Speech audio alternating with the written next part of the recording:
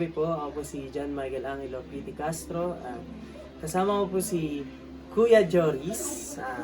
Isa pong kapitbahay namin at family friends. Kamusta po kayo? Mabuti. Pwede ko po ba kayong tanongin about sa mga trabaho nyo or sa kinikita nyo po sa araw-araw? Pwede naman. Okay. Ang first question po, para sa inyo, ano ang definition ng middle class at upper class? Well, para sa akin, ang definition ng isang middle class at upper class. Ang middle class kasi, sa kung patutungkulan natin ang kasalukuyang ekonomiya, malayo na ang definition ng isang middle class at upper class sa dating mga nakaraang taon dahil sa patuloy na pagtaas ng mga bilihin at presyo ngayon. So para sa akin, ang middle class, siguro ito yung mga taong kahit pa paano nakakakain ng 3 beses sa isang araw. Tapos ang upper class ay yung mga taong nakakakain ng higit pa sa 3 beses ang araw at nabibili pa yung mga bagay na gusto nila. Samantalang ang middle class, binabudget pa tapos mas pinaprioriting bilhin ang mga pangangailangan ng isang pamilya. So, parang sa tingin niyo po, yung mga upper class, nabibili nila yung mga gusto nila ng kahit hindi sila tumitingin sa presyo. Basta magustuhan nila na nabibili na nila. Pwede yun. Pwede yun ang definition natin ng upper class. Okay. Ang next po, sa kasalukuyan yung sitwasyon, saan po napapabilang? Saan po ay napapabilang? Sa middle class or sa upper class? Well, wala ba ibang option? Well, kung middle class at upper class lang ang iyong binibigay na option sa akin o pagpipilian, siguro dun ako sa middle class. Kasi nakakain naman kami, ako, ang buong pamilya ko, ng 3 beses isang araw. Kaya masabi ko na nasa middle class kami, base na rin sa definition na binigay ko sa una mong tanong. Okay po.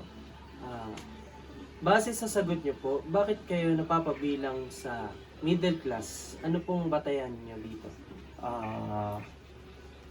Balik ako sa sagot ko sa unang tanong mo na yun nga, para sa akin ang middle class ay yung mga pamilya na nakakakain ng kahit papaano ng 3 beses sa isang araw sa meal. Tapos bukod doon, siguro base na rin sa pamumuhay.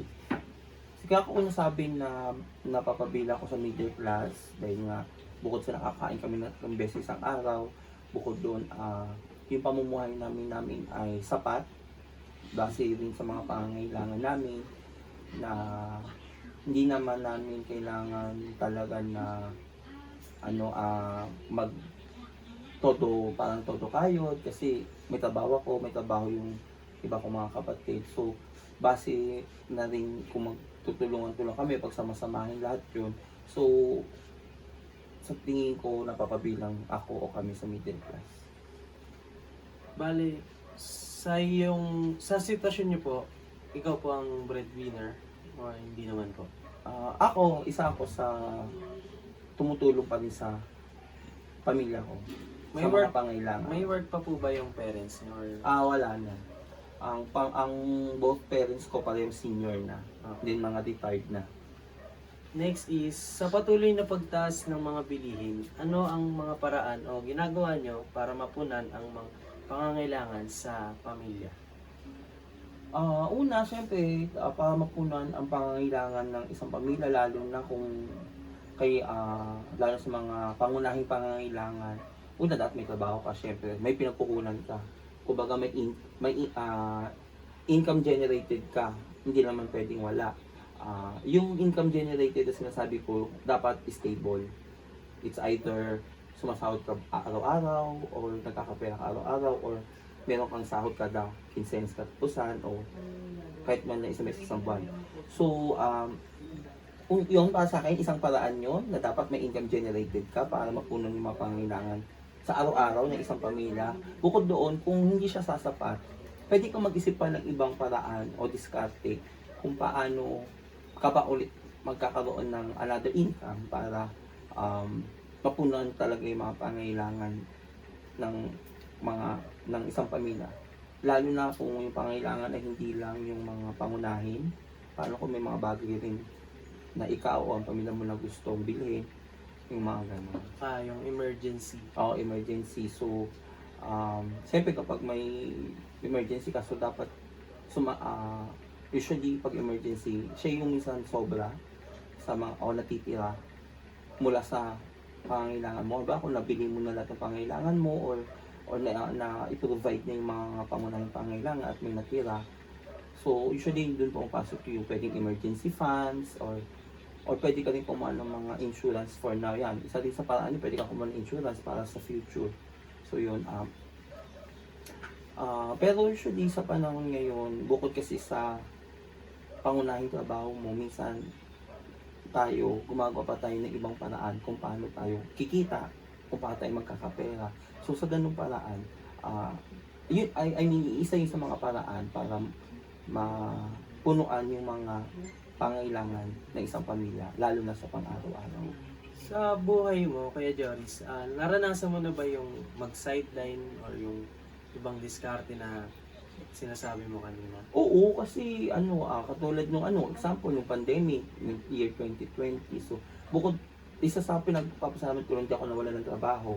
Naging tuloy-tuloy yung trabaho ko noon. Sa kabila ng maraming nawalan ng trabaho kasi marami ang nagsara at pinatigil.